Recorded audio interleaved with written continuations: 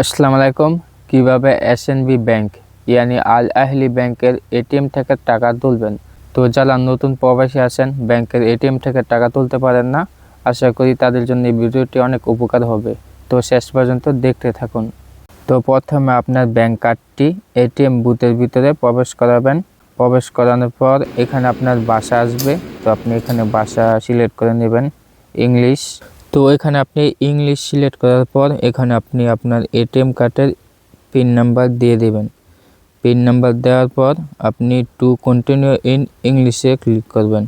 তারপর আবার কন্টিনিউতে ক্লিক করবেন। কন্টিনিউতে ক্লিক করার পর এখানে আপনার টাকার অপশন আসবে যে আপনি কত টাকা তুলবেন।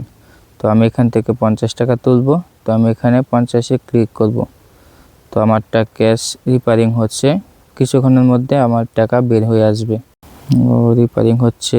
তো এই যে দেখেন আমার এটিএম কার্ড আগে বের করে দিছে, তারপর আমার টাকা। তো এইভাবে আপনারা খুব সহজে এসএনবি ব্যাংকের এটিএম থেকে টাকা তুলতে পারবেন। আর কেউ যদি কোনো কিছু বুঝতে অসুবিধা হয় তাহলে অবশ্যই কমেন্ট করে জানাবেন, আমি সমাধান দেওয়ার চেষ্টা করব।